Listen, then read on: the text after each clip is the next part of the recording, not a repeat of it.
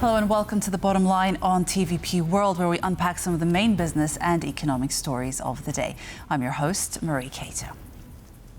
Poland is one of the top producers of furniture in the world and a major global exporter. However, recently the industry has come under considerable pressure, which threatens its hard-earned position. Let's look at Jan Kennedy's feature to see what troubles Polish wood sector. Nearly one-third of Poland's territory is covered by forests, creating the perfect conditions for a thriving wood industry. For years, that was indeed the case, making Poland the biggest exporter of wood products in the EU. However, recently, the sector has faced a perfect storm of challenges. For the first time in history, we've seen such a sharp increase in wages, particularly the minimum wage. On top of that, Poland has some of the highest electricity costs in Europe. And finally, we are facing a shortage of timber. Not only do we have far less of it, but prices are consistently rising as a result. Highlighting this decline is a nearly €4 billion drop in annual sales of wood products between 2022 and 2024. The supply decline comes amid government policies limiting the overexploitation of forests. In 2024 alone, an additional 1.3% of Poland's national forests were added to the logging restriction list. Since the state owns the vast majority of forests in the country, industry has no alternatives when it comes to sourcing raw material. And because the sector is mostly made up of small and medium-sized enterprises, importing timber from abroad is simply not a viable option for most. As a medium-sized company, we simply can't afford to order an entire shipload of timber for the year, unload it, store it and transport it. Most importantly, after a few months, that raw material loses its value. Higher production costs have hit exports hard, which as a result have dropped by over €1.5 billion since their 2022 peak. Most Polish exports end up on the German market, which alone buys as much as the next four biggest customers combined. But as Poland's competitiveness drops, so does interest from abroad. My German clients used to say, "We used to be able to do business with you when your prices were reasonable, but now they say I get better prices locally. Timber prices in Germany have fallen, but not in Poland, so I have no reason to buy from you anymore." Supply could drop even further if the government fulfills its objective of excluding 20% of certain forest areas from logging, as a result of which 70,000 out of the 400,000 people employed in the industry could lose their jobs. Can the Polish industry keep up with the changing realities of the global furniture market? To answer this question, TVP World's Mateusz Mazzini talked with an executive of a company which has been ordering furniture in Poland for decades. Let's see his interview with Marina Dubakina, Ikea Retail Poland CEO and Chief Sustainability Officer, recorded this week at Impact CE, a business conference held in Poznań. Hello, my name is Mateusz Mazzini and I'm broadcasting directly from Impact CE 2025 in Poznań for The Bottom Line at TVP World. My guest now is Marina Dubakina, CEO and Chief Sustainability Officer of Ikea Poland. Marina, welcome to the show. Thank you so much. I wanted to begin with a question directly connecting to the economy of Poland. Poland used to pride itself in being a powerhouse of furniture production. But recently, some commentators and also some economic indicators seems to be pointing out into the direction of some of that productivity eroding. Is this still the case, that Poland is a leader from your point of view in the sector? Well, in IKEA terms, Poland is our biggest furniture producer in the world, a second production country for IKEA after China. And that, of course, is built on the immense strength of Polish suppliers, all the craftsmanship and knowledge and all the history. And then it is true that even in the Polish market, there has been difficult times, mostly connected to the development of the housing market, where the demand was quite shaky for a while. The good thing is that we have seen since the last 3-4 months an upturn in the consumption of home furnishing and furniture, which should have a better impact also on the furniture production. Then, of course, there is a bigger scope of competition with other countries, and then the demand from Germany, which is very much impacting the suppliers in Poland. But overall, if we focus on the Polish market as such, the prospects are rather positive because we have seen finally interest rates going down, so everybody is expecting a revival of the housing market, and that is directly, normally, connects to the increased demand for home furnishing goods and furniture. So let's expand on that a little bit, because you spoke extensively about how Poland is a very good provider, not just of wood itself, but also of furniture. Where does this competitive edge comes from? Is it just the proximity of Germany? Is this our economic geolocation, let's call it that way? Or is it the experience of our furniture makers? Is it all of these things combined? Yeah, I think, first of all, for the furniture industry, it's a very long history of know-how and ability to manufacture. Then, of course, it's combined with the fact that in Poland there is access to raw material, but it's not only that. Just taking our case at IKEA, we will be in next year celebrating 65 years in Poland. And that 65 years connects to exactly that's how long we have been producing furniture here. Means that's how long the know-how has been existing. There is extremely strong base of, both education and the ability of availability of the skills like engineering, manufacturing, which is not necessarily the case in all other countries. And in that sense, for me, also quite obvious that the Polish attitude of really delivering a very strong performance culture and interest in taking on the new developments like automation, technology improvement is everything that contributes to the competitiveness of the industry. But of course there is more needs to be done. You hinted towards my next question, because you talked about automation, technological progress. We're undergoing major disruptions, almost all across the sectors of the economy. Is IKEA planning major technological developments also with regard to production in Poland? How do you approach the next industrial technological revolution, as they say? Well, if you think about our own industry, we have already automated a lot of the processes, and I think our furniture production sites, the ones that we operate in, are a great example of how automation advances actually the output and is a Can we talk about some more specific examples then? I can talk about more specific example in retail. Let's go that way then. And I think that is where maybe it's less obvious, less visible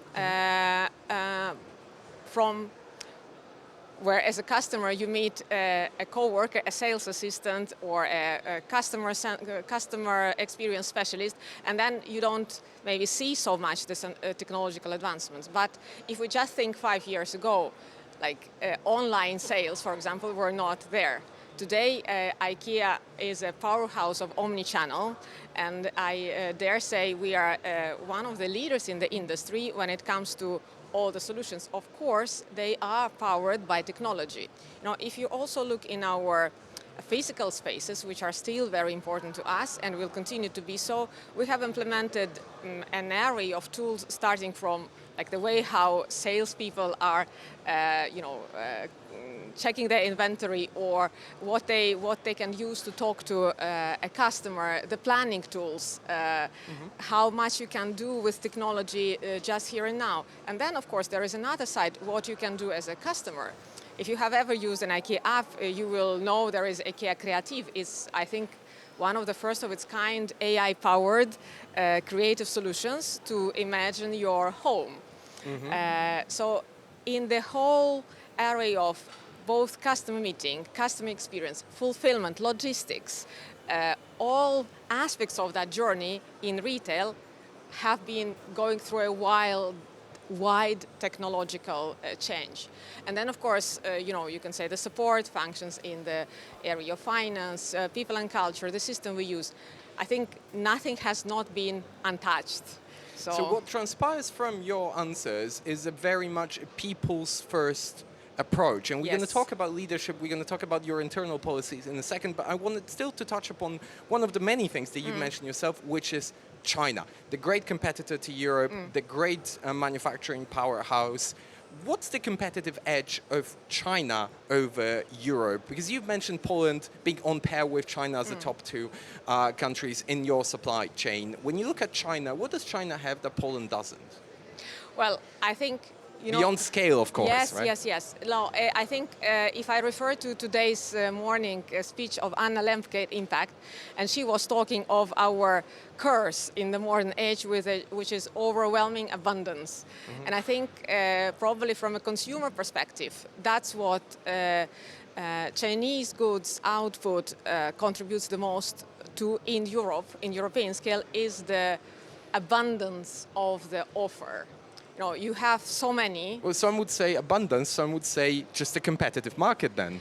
Well, yes, but I don't necessarily mean it in a bad way, because, I'm a firm believer that if the competition arises, this means there is demand.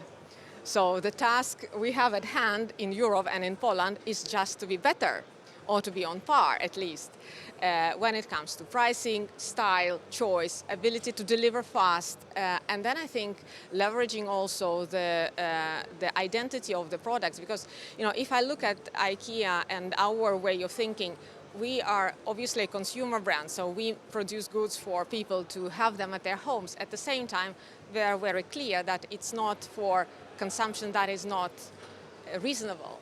So we don't want to overload you with things that you will never use.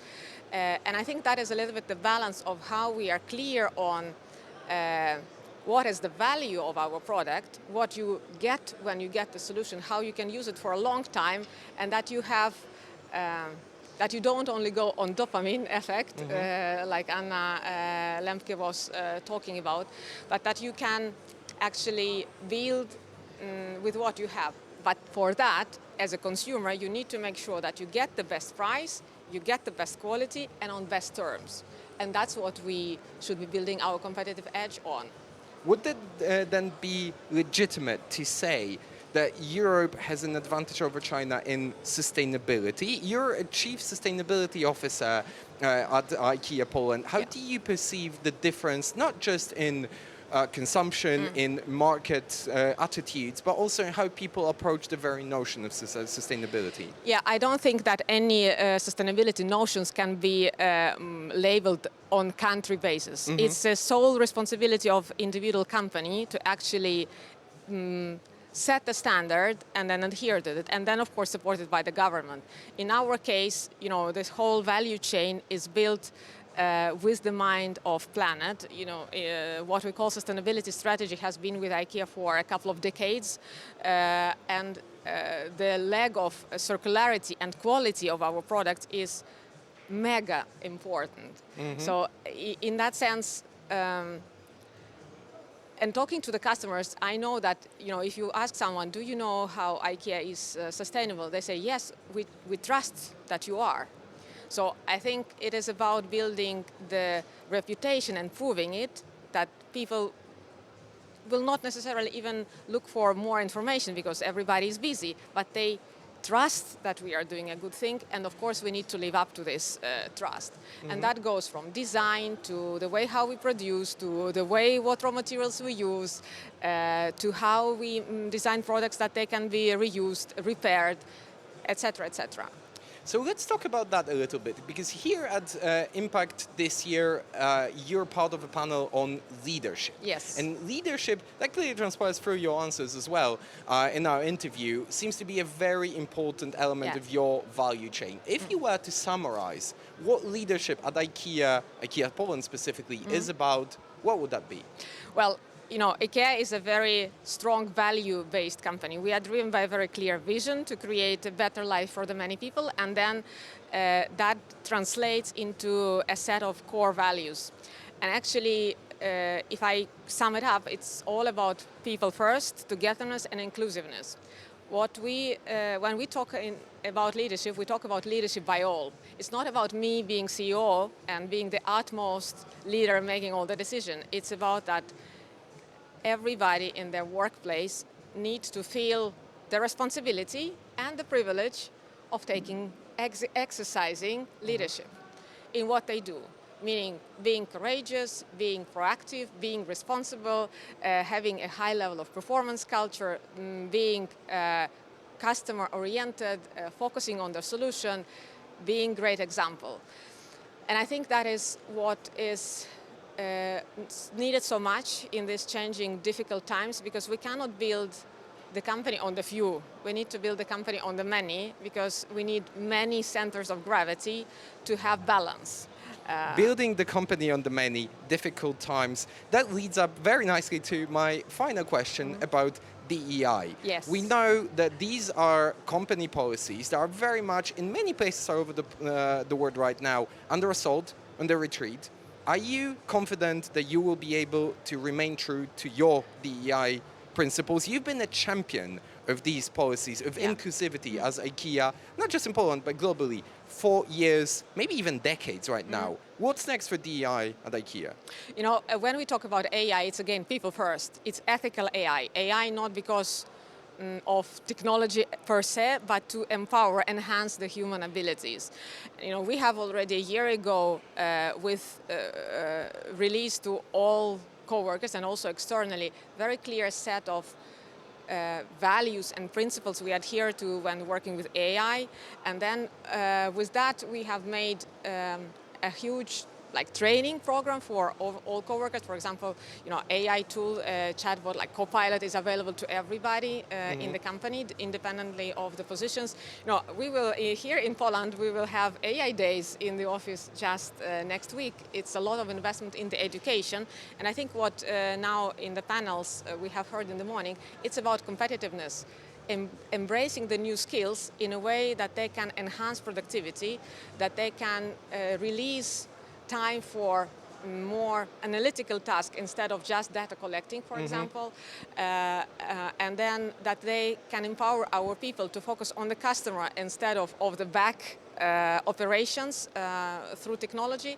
That is where we are heading to. And I think also working a lot in dialogue with our own people to actually try and debunk the myths and create confidence together. AI is not a tool to endanger or eliminate. AI is a tool to empower and actually uplift the human potential that we have. So the future at IKEA Poland is people's first and diversity, even in the age of AI.